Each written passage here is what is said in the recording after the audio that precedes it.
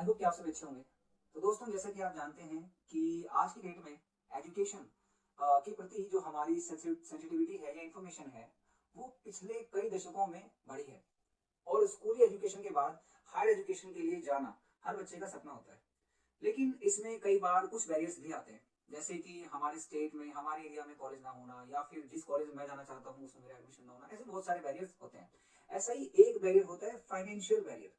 यानी कि मान लीजिए मैं जिस कोर्स में या जिस कॉलेज में जाना चाहता हूँ उसकी फीस बहुत ज्यादा है और मैं उसे अफोर्ड नहीं कर सकता।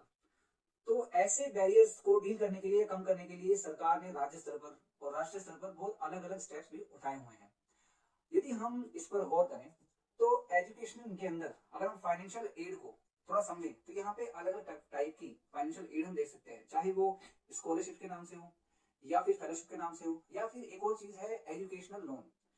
इस वीडियो में हम पर्टिकुलरली एजुकेशनल लोन के बारे में बात करेंगे और स्कॉलरशिप और फेलोशिप के बारे में हम एक अलग से वीडियो बनाएंगे, ताकि आपको ये पता हो कि हमारे पास हायर एजुकेशन को परस्यू करने के लिए क्या क्या ऑप्शंस हैं, ताकि आप सिर्फ इसी लेवल पढ़ाई अपनी पढ़ाई में छोड़ दें कि भाई पैसे नहीं है या फिर हम उसे अफोर्ड नहीं कर पाएंगे।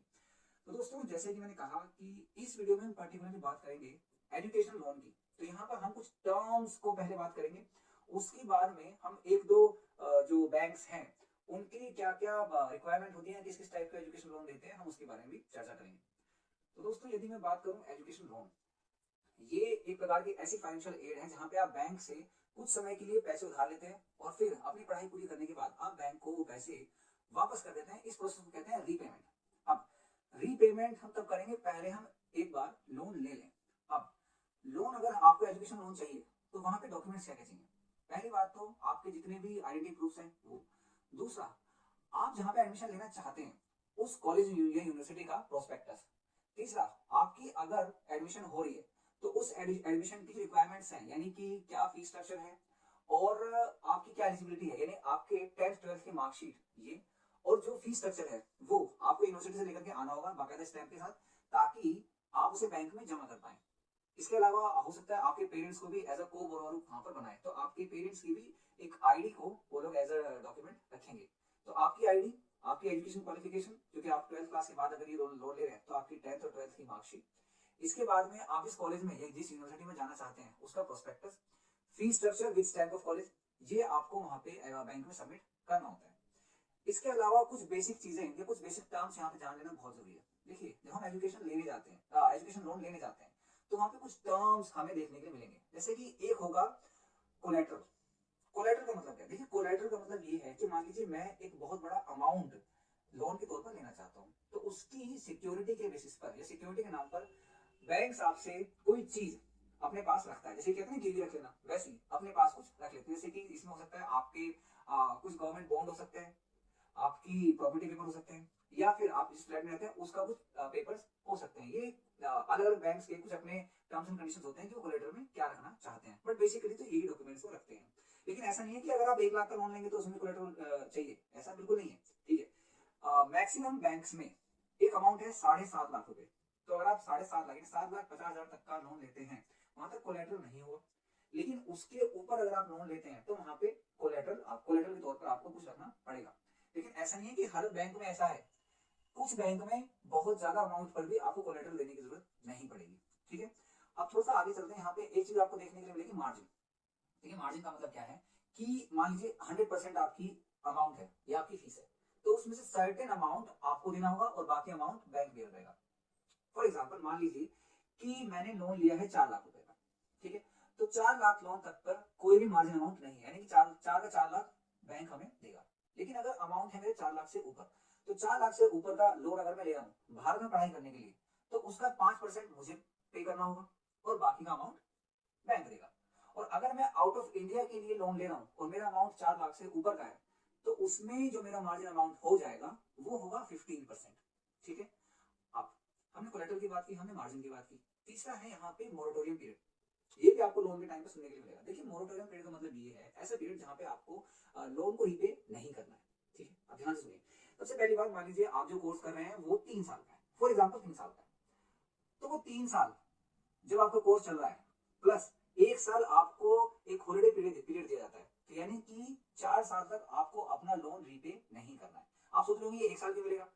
देखिए, एक साल जो हॉलीडे पीरियड है वो इसलिए दिया जाता है ताकि आप अपने एजुकेशन के बाद, मान लिया बाई चांस आपको कॉलेज से जॉब नहीं मिलती है, तो आप अपनी जॉब ढूंढ लें, ठीक है। और इस एक साल के दौरान अगर आप अपनी जॉब ढूंढ लेते हैं, बहुत अच्छी बात है, आप अपने पैसे बचा सकते हैं, ताकि एक साल के बाद, यानी मोरेटोरियम पीरियड खत्म होने के बाद जब आप रीपे स्टार्ट करेंगे तो आपके पास अमाउंट हो और आप धीरे धीरे अपना अमाउंट रीपे कर दें।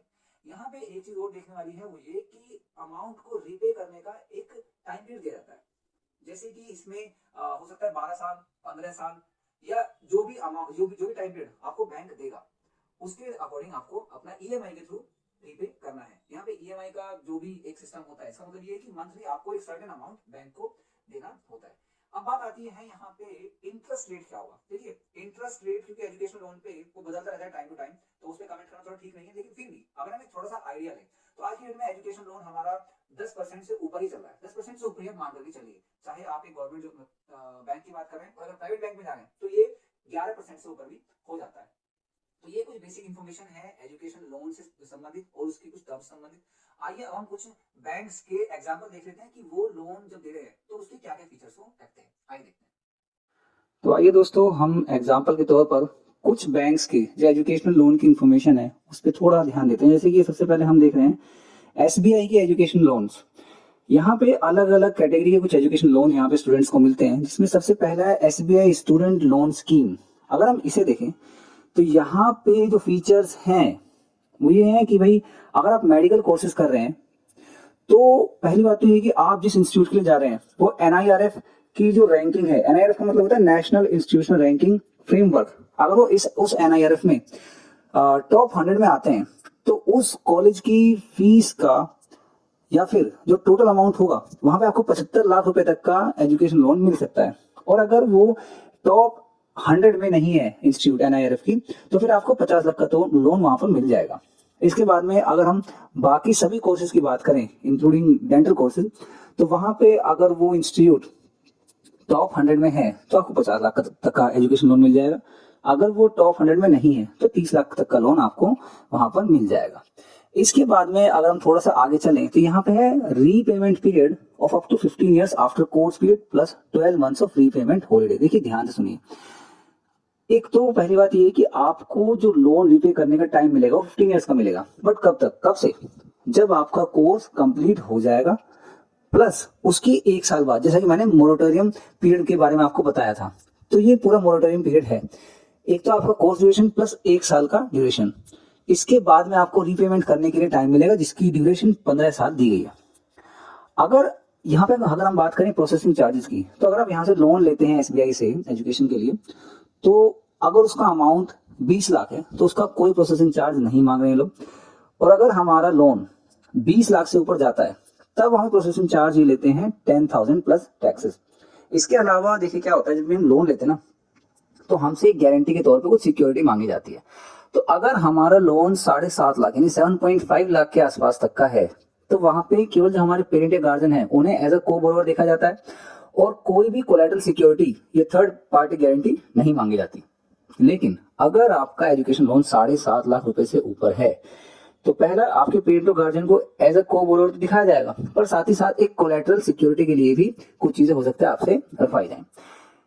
इसके बाद में बात आती है मार्जिन की। देखिए मार्जिन का मतलब जैसे कि मैंने आपको बता चुका हूं ऑलरेडी कि अगर आपका लोन यहाँ पे 4 लाख तक का है तो कोई मार्जिन अमाउंट नहीं होगा, और अगर आपका लोन अमाउंट 4 लाख से ऊपर होता है तो फिर जो मार्जिन होगा वो 5% होगा।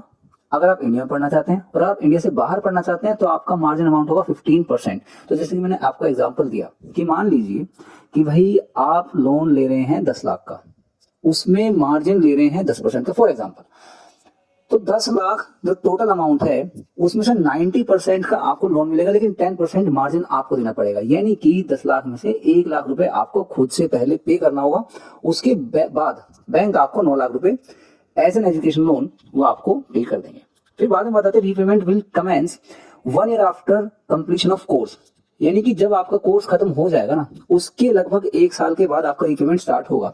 इस पूरे 1 साल में अगर आपको कॉलेज से नौकरी मिलती है अच्छी बात है, अगर आपको कॉलेज से नहीं मिलती है बट आप अपनी एफर्ट से जॉब ले लेते हैं तो उसके बाद में आपका 1 साल बाद लोन का जो रीपेमेंट है वो स्टार्ट होगा, जिसकी ड्यूरेशन 15 साल यहाँ पे रखी हुई है।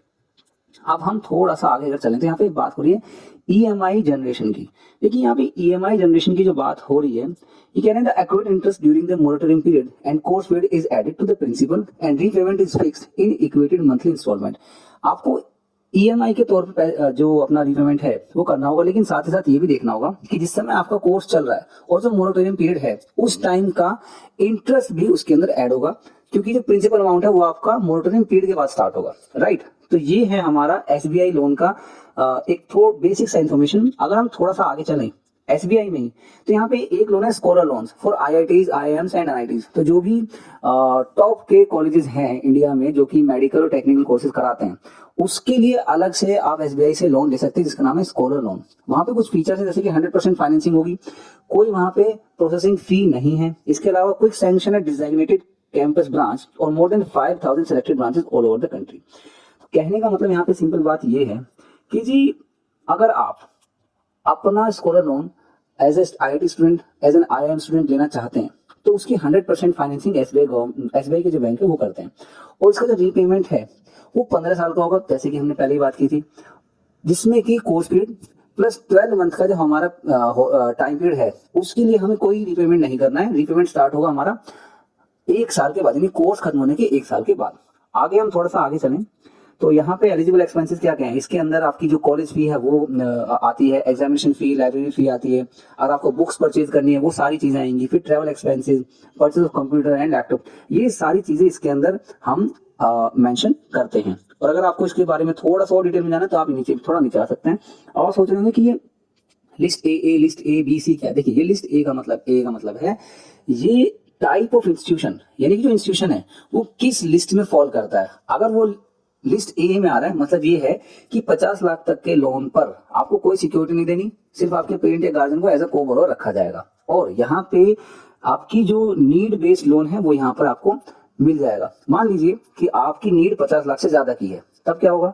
तब होगा ये कि आपको एक कोलैटरल के बेसिस पे कोई चीज रखनी होगी और उसके साथ साथ अपने पेरेंट्स को, गार्जियन को वहां पे को बोरोवर बनाना पड़ेगा। और अगर वही इंस्टीट्यूट लिस्ट ए में है तो अगर आपको 40 लाख तक का लोन चाहिए तो कोई सिक्योरिटी आपको नहीं देनी है, लेकिन अगर 40 लाख से ज्यादा का लोन चाहिए तब आपको वही कोलैटरल के बेसिस पे कुछ ना कुछ रखना होगा वहां पे। और इसी की तरह से लिस्ट बी और सी के जो हमारे इंस्टीट्यूशंस हैं उनका भी इन्होंने इंफॉर्मेशन दिया हुआ है। अगर हम थोड़ा सा पीछे चलें, दोबारा से एक चीज और देख लें कि यहाँ पे एक चीज है स्किल लोन।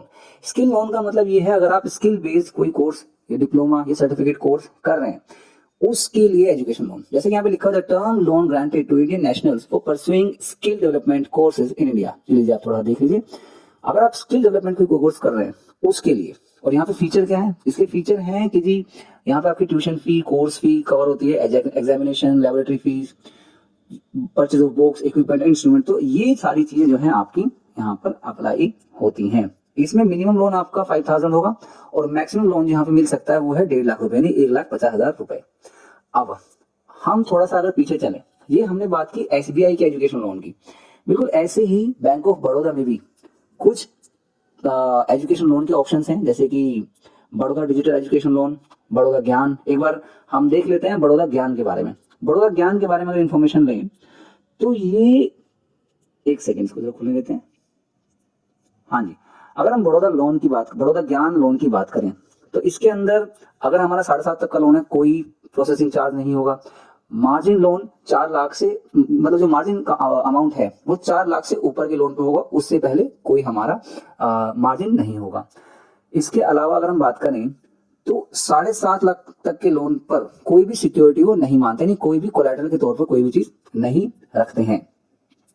और बड़ौदा ज्ञान का अगर हम थोड़ा सा इंफॉर्मेशन ले लें तो ये है दैट द बैंक में यूज एक सेकेंड, इसका अगर हम फीचर्स देख लें तो बड़ौदा ज्ञान फीचर्स के ये हैं कि loan for higher studies in India, no processing charges up to 7.5 lakh, जिसकी हम बात कर चुके हैं। कोई डॉक्यूमेंटेशन चार्जिंग नहीं, मतलब प्रोसेसिंग फी कोई नहीं है।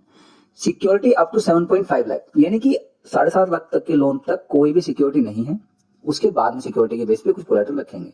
और मार्जिन जो है वो 4 लाख तक की अमाउंट तक हमें नहीं देना, उसके बाद में हो सकता है देना हो। तो ये कुछ हमारे एसबीआई के और बैंक ऑफ बड़ौदा के एजुकेशन लोन के फीचर्स हैं। अगर आप एचडीएफसी का भी देखना चाहते हैं तो इसे भी देख लीजिए, क्योंकि एक प्राइवेट बैंक है, इनके हो सकता है कुछ फीचर्स थोड़े से अलग हों। लेकिन अगर हम देखें लोन अमाउंट यहाँ पे हमें कितना मिल सकता है, लोन अमाउंट जैसे मान लीजिए यहाँ पे लिखा है 150 लाख यानी 1,50,00,000 का एजुकेशन लोन आपको मिल सकता है यहाँ पे। और अगर आप 50 लाख तक का लोन चाहते हैं तो उसमें कोई भी कोलैटरल ये लोग नहीं लेते हैं। इसके अलावा इंटरेस्ट रेट को इन्होंने डिस्क्लोज नहीं किया है, तो क्योंकि प्राइवेट बैंक है तो हो सकता है कि इंटरेस्ट रेट थोड़ा सा हाई हो, राइट। अब टेन्योर, इसकी बात ऑलरेडी हम कर चुके हैं ऑलरेडी कि टेन्योर मतलब कि उस टाइम पीरियड की बात कर रहे हैं जिसमें हमें अपना लोन रिपे करना होता है, जिसके अंदर एक मोरेटोरियम का जो टाइम पीरियड है जिसमें कोर्स पीरियड प्लस 1 साल का हमें टाइम मिलता है। तो प्रोसेसिंग एंड अप्रूवल यहाँ पे भी ये कह रहे हैं कि कोई हिडन चार्जेस नहीं है और enjoy minimal and simple documentation. अभी कह रहे हैं कि सिंपल एंड मिनिमल डॉक्यूमेंटेशन, तो जो भी डॉक्यूमेंटेशन ये मांगेंगे आपको वो सारे यहाँ पे लगाने हैं। तो ये कुछ इंफॉर्मेशन है regarding educational loan. I hope कि आपको इसमें कुछ इंफॉर्मेशन मिली होगी। फिर भी अगर आपको कोई डाउट है तो आप अपने डाउट्स को कमेंट्स के थ्रू यहाँ पर पूछ सकते हैं, और अगर आपको ये इंफॉर्मेशन वैल्यूएबल लगी हो आप अपने कमेंट के थ्रू बता सकते हैं। अगर आपके कोई इससे एजुकेशन लोन से रिलेटेड कोई भी डाउट हो तो आप जरूर कमेंट में हमसे पूछ सकते हैं। बाकी तब तक के लिए धन्यवाद, और आप इस वीडियो को बाकी बच्चों तक शेयर करें ताकि उन्हें भी इसके बारे में इंफॉर्मेशन मिल पाए। धन्यवाद।